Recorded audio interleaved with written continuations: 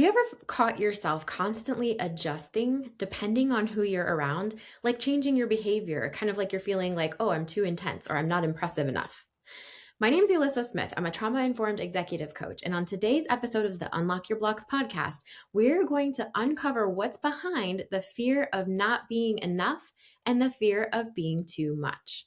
So, the survival system is designed to search for threats. And in order to avoid them, it creates this self monitoring system to make sure that you basically stay pleasing to the tribe. Because guess what happens to anybody who doesn't please the tribe? You get kicked out and you get picked off by a predator. That's not really an up to date way of looking at things. However, your primal survival brain and your system, in your nervous system, your vagus nerve, there are a bunch of pieces that still think that that's the reality we're living in. If you are stressed, you are probably running for your life from a predator. We got to get away from the saber-toothed tiger. That's what needs to happen. So it's like monitoring you to make sure that you're not on your own facing the predator. You're not ticking everybody around you off because you were too much. You were too much of a burden, or you didn't do enough, and other people are seeing you as not carrying your own weight. Man, it can be really exhausting. So, where does this start? We have to understand the roots in order to actually reprogram this response and stop wearing ourselves out. Okay. So, if you grew up in a place where emotions were unpredictable, maybe real highs or real lows.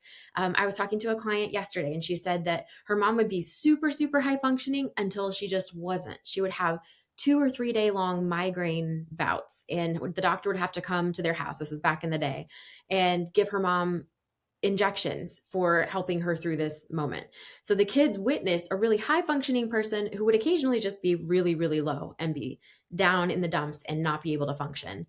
And granted, she was in pain, right? But there are all kinds of reasons that you might have experienced those highs and lows and the unpredictability of emotions in your household. Maybe you grew up with somebody that had an addiction. Maybe you grew up with alcoholism or mental illness or something else inside the household that caused immense dysfunction. And nobody realized that they needed to regulate themselves. They never understood emotional regulation, much less couldn't teach you. So if you were too loud, too sensitive, or too ambitious. Like in Indiana, we say too big for your britches. You're kind of full of yourself. Like, oh, what? Well, who are you to go and be on Fox 59 morning news? And that's kind of what entered my mind when I got asked to be on the news for the first time. It was like, don't be too big for your britches. Like, what? Who are you to do that? I was hearing like my grandmother's voice or somebody. Don't get too big for your britches. You might have been corrected for being too loud, being too much. And I have tons of high achieving women that come to me and talk to me about how when they grew up, they were always told they were too loud, they were too much, they were too intense. I hear a too sensitive a lot as well. So if you were too sensitive, too ambitious, too much of a go-getter, too masculine, maybe because you had such drive, there are all kinds of TOO, too much of something or not enough of something else, that we all got those messages growing up. You might have also learned in your family of origin that love, or whatever you interpreted as love, so whatever was available to you in your house, unfortunately, there are a lot of women that were born into households where there is some real trauma going on or real abuse or something like this, but we all internalized what was around us as love. So maybe love, affection, attention was inconsistent. Maybe your nervous system just learned that belonging required that you calculate, you kind of read the room. I became a master at reading the room. Like, I'll walk into a room and I'll figure out who in this room is least likely to like me. And I'll figure out what their favorite color is, when their birthday is, and what I'm going to get them for their birthday. I had a whole thing going on, and there was so much calculation going on my part. I had to recalibrate to be the right temperature for the right room. There are still some rooms I walk into where I'm too much. Okay, this sounds funny to say it, but like too bright, too cheery, too connected to people. One of the things as an empathetic human that I really love is reading how people are doing and like supporting them, encouraging them. And so some people don't like that. It comes off as too, like, not as kind of disingenuous. And It's not. It's very genuine for me, but if you've never met me before, you might think like, what is this woman doing? Like she walks in and she just, takes over. And I mean, full disclosure, I had the nickname when I was growing up, the little general was what they called me. So I do have a way of commanding attention, but you know, ultimately, this is just how I show up. I show up with love because that's what motivates me. I show up in a way that really suits me, but there are rooms that I don't feel like that's acceptable. And so as a child, I really honed this skill to figure out, should I be quiet? Should I be loud? Is there a vacuum for leadership in the room? In which case I'll step in and be the leader. And I'm telling you, I learned some really good skills over the years, but I also learned how to make myself really small. And I learned how to show up big even when it wasn't genuine. And I learned how to show up small even when it wasn't genuine. So the more times we choose those things in childhood, the more we abandon ourselves, our true self that's in there, our inner little kid. And that inner little kid is ready for us to step out of other people's expectations and calculating and recalibrating constantly. So, the message that you may have received in childhood is that support and connection are fragile and they are contingent upon you changing to meet the expectations of people around you. So, you really can't risk that whole getting kicked out of the herd thing. And so, it's a great survival mechanism that in childhood we can morph and be chameleons however we need to be in order not to take heat, in order to stay safer, in order to help other people in our family of origin stay safe. We just do whatever we need to do.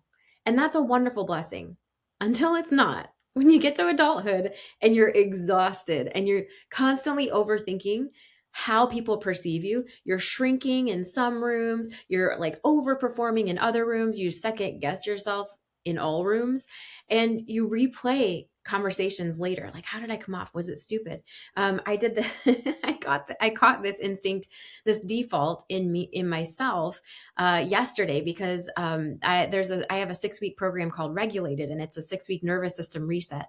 And some of the ladies that are in it were kind of sharing their thoughts, and I had kind of put something on a slide that didn't apply exactly to one of the women's situations. And so I found myself being like, oh no, like, is that woman okay? Am I okay? Are we okay? Is this fine? Are we surviving this? And it was like, oh, I see you, little overthinking cycle. You're really afraid that you were not enough there. Okay. So now we're going to take a deep breath. And then you walk yourself through, I walked myself through my own regulated nervous system reset steps. And it passes quickly for me now, but man, in the beginning, my poor heart has been through so many decades of second guessing, recalibrating, burning myself out because I'm trying to be something to everyone. And even worse than trying to be what they want me to be, I'm guessing what they want me to be. Okay. So I'm guessing what you think is going to be acceptable and not acceptable about me. And I'm adjusting myself around those expectations that I'm making up for you to have for me. This is a lose-lose situations, people. Like this is not a situation that is sustainable. If you are going to contort yourself out of your real self real fast, and you're going to be so tired doing it. But I want you to understand something. This pattern is not insecurity. It's adaptation, and it made sense. It made sense when your body and your nervous system and your amygdala and your vagus nerve, all the little intricate systems, it made sense when they were like, oh, we gotta be smaller here. Don't have wants, don't have needs. And then it's like, gotta be more impressive, gotta have the perfection going on, gotta be bigger, gotta be stronger, gotta be more impressive to everyone. Okay. But now it's just exhausting. It saved you then, but it's not going to get you to the next level. You deserve relationship and success that don't require you to alter yourself and to alter constantly how you're behaving and how you are internally. You are deserving of feeling fulfilled regardless of how other people are perceiving you. So to start this process, if you haven't already, you can download my free PDF guide. It's 5 nervous system hacks that you can do at your desk. You go to elyssasmith.com/reset. It will take you right there, and you can receive it right to your inbox. And if you're ready to stop this shape shifting in your own life and really start stabilizing, then working together with me may be your next right step. You can have a free 15-minute chat with me to talk about it, and we can see what's causing all of this for you and talk about what might be the next right step for you. So I hope that until I see you next time, you will take such good care of yourself.